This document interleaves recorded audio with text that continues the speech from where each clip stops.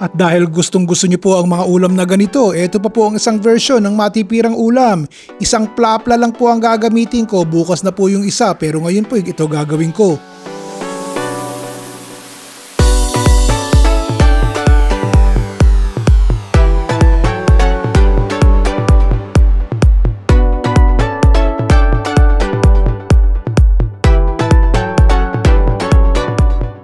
Painit po tayo ng konting mantika. Unahin ko muna yung sibuyas ha. Sa bagay, marami namang makakagusto nitong mga gulay-gulay na niluluto natin. Lalo na po yung mga seniors at tapos bawang po. Mura na, matipid pa. Lalo na pag sinabawan natin. Lalagay ko na po itong kamatis, 2 kamatis. Yung hinog-hinog na gamitin nyo at ng kumatas. Pagkatapos po ito isang tasa ng alamang. Yung alamang na nabibili ko din talagang nuknukan po ng alat. So ang ginagawa ko, hinuhugasan ko ng malamig na tubig. Minsan nilalagyan ko ng suka, kaya ito'y wala na po itong kaalat-alat. Malasa pero walang alat. Konting pamintang durog. Kaya po tatapikin natin ng kalahating kutsara, kahit mga 1 kutsara ng ating regular na bagoong. Kasi nga yung alamang wala ng lasa. Maaamoy nyo yung kabanguhan kung yun kung gusto nyo kumain ng bagoong. Katulad nito, alamang at bagoong, ginigisa ko na. Lalagyan ko po ng 1 tasang tubig nang magkasabaw-sabaw. O siya, pakuluan po natin yan. Takpan. Mga 1 minuto lang, kumukulo na po. Ilalagay ko ito yung katitik na kalabasa, Meron po akong kaprasong kalabasa, isama na natin. Sayang O pagkatapos po, medyo malambot-lambot na ng konti yung ating kalabasa. So ilalagay ko na po itong ating okra at saka yung ating talong. Mura-mura na yung kilo ng okra ngayon, tsaka po yung talong, di ba? Isang malaking talong po ito. Di ba? Di ba po tapos yan, ha? At meron pa tayong ilalahok na mga gulay-gulay dyan, miya-miya ng konti. Takpan po natin.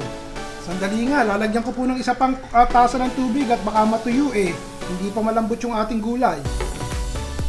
Pagpasensyahan nyo na po, ha? Gusto ko po may kulay-kulay ang aking gulay Maglalagay po ako ng konting atsuete. Kung ayaw nyo po nasa sa inyo po yun. Para sa akin magandang kumain ng medyo mapula-pula yung sabaw ng ating gulay. Takpan ulit. Paminsan-minsan hahaluin nyo ha. Para hindi po manikit yung ating gulay dun sa ating kasirola. Siya. Sandaling-sandali pa. O, tignan natin. Yun. Alam nyo kung ano na naaamoy ko? Yung okra. Bago po natin patayin, maglagay po tayo ng dahon ng talbos ng kamote. Gintong-ginto ang talbos ng kamote din sa lugar ko, kaya inuutik-utik ko. Nakita nyo, konti lang po itong isinama ko. Mas mahal kaysa sa spinach. Ganon din po ang malunggay.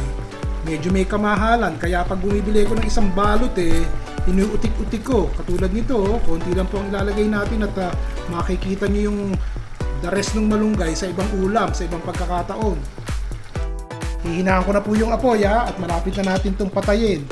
Didiin ko lamang yung ating mga berdi-berding dahon para po medyo malanta-lanta ng konti pero hindi na kinakailangang malutot maganda kapag kahilaw-hilaw ng konti yung ating malunggay tsaka yung ating talbos. Pagkapatay nyo, lagyan na po natin ng prito.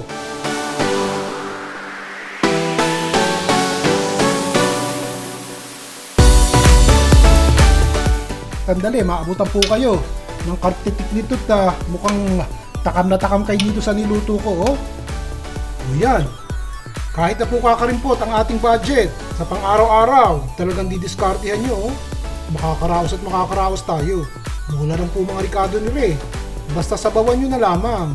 May isda o wala man, patok na patok din po yan. O siya, kain na po. Masustansya po yan.